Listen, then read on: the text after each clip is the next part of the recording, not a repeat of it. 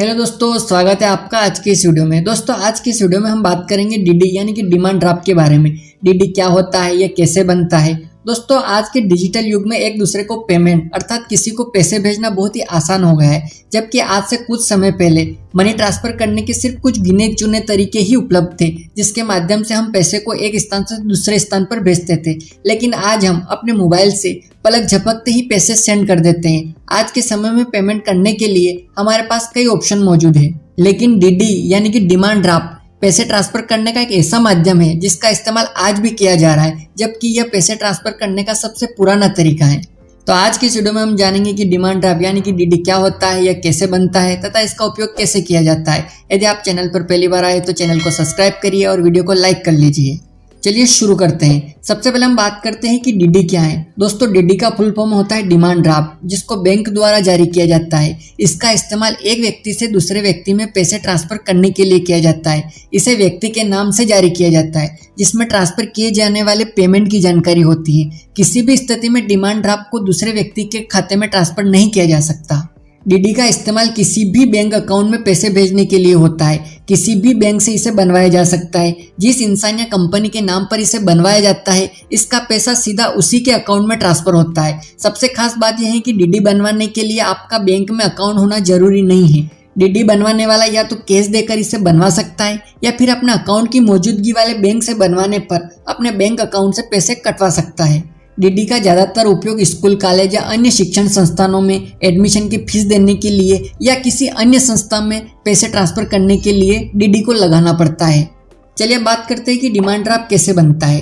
Demand draft यानी कि DD बनवाने के लिए आपको बैंक में जाकर एक फॉर्म लेना होता है। इस फॉर्म को डिमांड ड्राफ्ट या डीडी फॉर्म कहते हैं। इस फॉर्म में आपको कुछ डिटेल्स को भरना होता है, जैसे कि आप किस व्यक्ति या संस्था को पेमेंट करना चाहते हैं, उसका पूरा नाम और एड्रेस तथा आप कितना पेमेंट करना चाहते हैं आदि जानकारियों को भरना होता है। डीडी बनवाने में सबसे खास बात यह है कि इसे बनवाने के लिए यह आवश्यक नहीं है कि आप जिस बैंक से इसे बनवा रहे हैं उस बैंक में आपका अकाउंट होना चाहिए, बल्कि आप इसे बैंक में कैश देकर भी बनवा सकते हैं।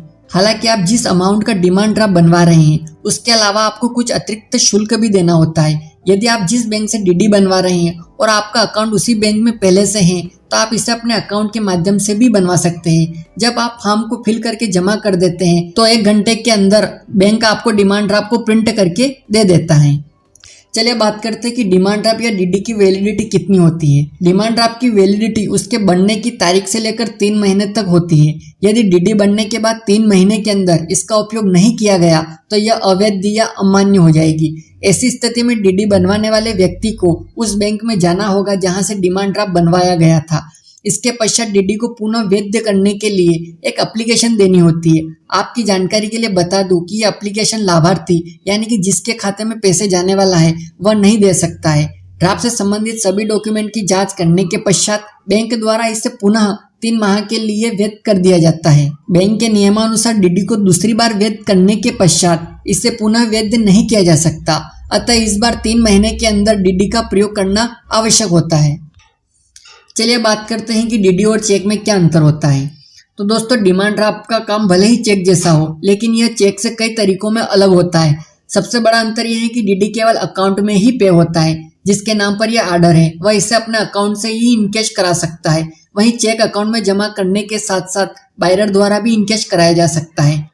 इसका दूसरा सबसे बड़ा अंतर यह है कि अकाउंट में पर्याप्त अमाउंट न होने की स्थिति में चेक बाउंस हो जाता है, लेकिन डीडी कभी बाउंस नहीं होता है, क्योंकि इसके लिए ड्राफ्ट बनाने वाला व्यक्ति पहले ही पेमेंट कर चुका होता है।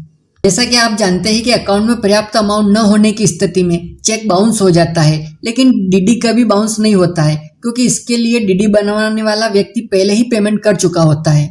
चेक की सुविधा केवल संबंधित बैंक में अकाउंट रखने वाले को ही होती है, लेकिन डीडी बनवाने के लिए बैंक में अकाउंट होना जरूरी नहीं है। मान लीजिए अगर कभी चेक खो जाता है और ये अकाउंट पे नहीं होता है तो उसके गलत इस्तेमाल होने के चांसेस बढ़ जाते हैं।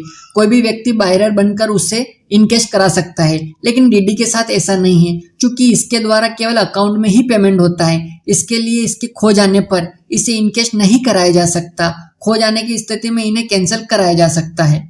दोस्तों डीडी को बड़े और इंटरनेशनल ट्रांजैक्शन करने का भी एक अच्छा जरिया माना जाता है। ज़्यादातर एजुकेशनल इंस्टीट्यूट और कई जॉब्स के लिए फीस ट्रांसफर करने के लिए डीडी का ही इस्तेमाल होता है। कई बार स्टैंडर्ड चेक से फंड ट्रांसफर में कई दिन का वक्त लग जाता है, लेकिन डीडी के अमाउंट को टारगेट अकाउंट में पहुंचने में एक वर्किंग डे का ही समय लगता है। इसके अलावा दोस्तों डीडी को रुपये के अलावा जरूरत पड़ने पर दुनिया की किसी भी करेंसी में बनवाया जा सकता है। तो दोस्तों ये थी आज के इस वीडियो में डीडी यानी कि डिमांड ड्राफ्ट के बारे में पूरी जानकारी। यदि आपने पहले कभी डीडी बनवाई है तो कमेंट करके बताइए। आपको वीडियो पसंद आया तो लाइक करिए और चैनल को सब्सक्राइब करिए।